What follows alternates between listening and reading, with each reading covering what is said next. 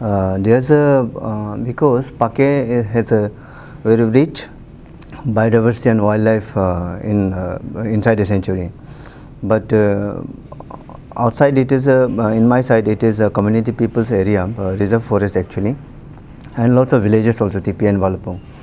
So what happens is that we people do know that this is the sanctuary boundary and this is the village boundary, but animals do not understand this, and they have been using that track for long years, generations back.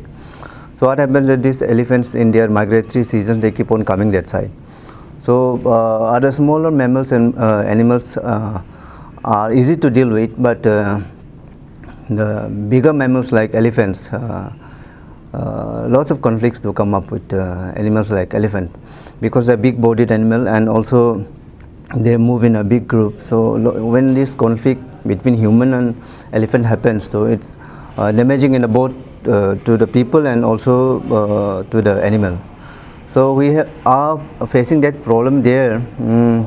So solution is only that because these animals have always been using this track as their migratory route. So I believe that people should also leave some space for animal to move on, to use the track, because they don't understand. Their memory, they have implant memory that they have been using this track only. So we should also understand that these are the page, they use it. So we try avoid it and keep some space for animals also. So yeah, that is how we are dealing with it now, as of now.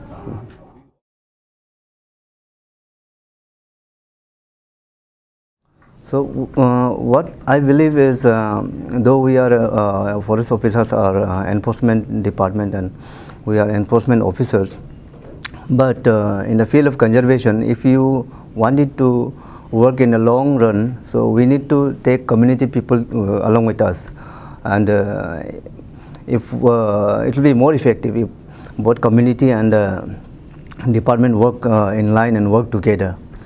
So we have, and mostly because we are tribal population out there, and conservation has always been in our practice, but maybe this new forest laws and wildlife acts was not very, people are not very aware of that. But now that's why we do this thing, that we reach out to people, we go to villages, involve these youths of the area, and take them to the sanctuaries. I go to schools along with my team, speak to the students. We have 9 schools around Tippi Valapong.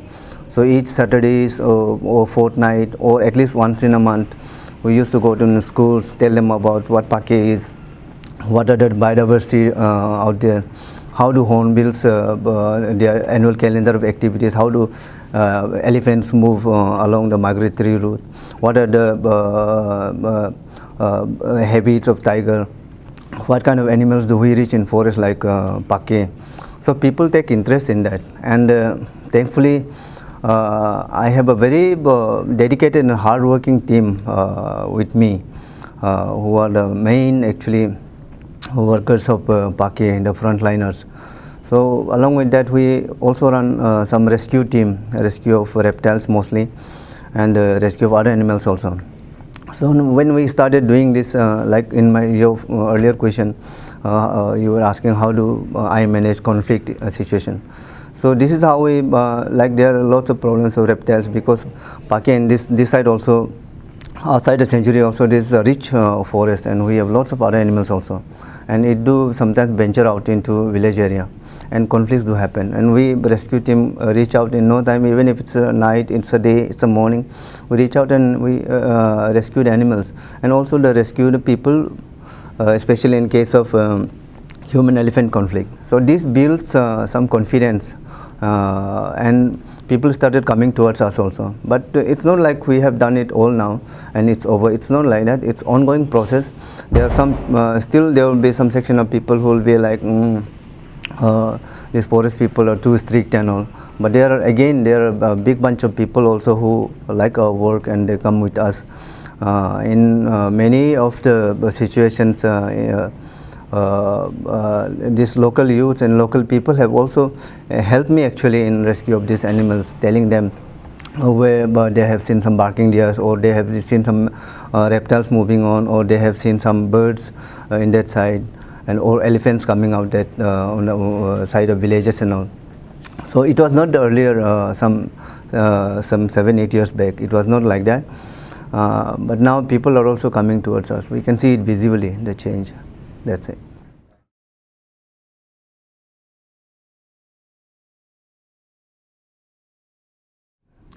I'm overbound, actually I'm deeply honored to be receiving this award from Balipara Foundation, and my gratitude goes to the organizer, the Balipara Foundation. So,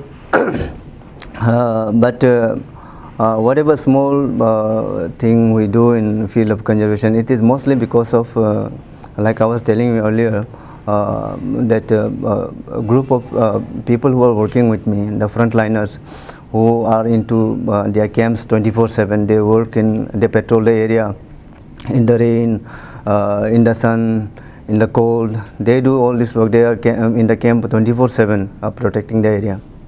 So I would actually dedicate this award to my frontliners, and mostly these boys, I call them boys, my boys.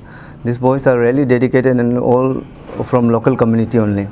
And this is how it works. We engage people from local community only, and it's kind of some generating like employment also in that way. And they also get a feeling that we are protecting our own landscape, we are protecting our own forest and all.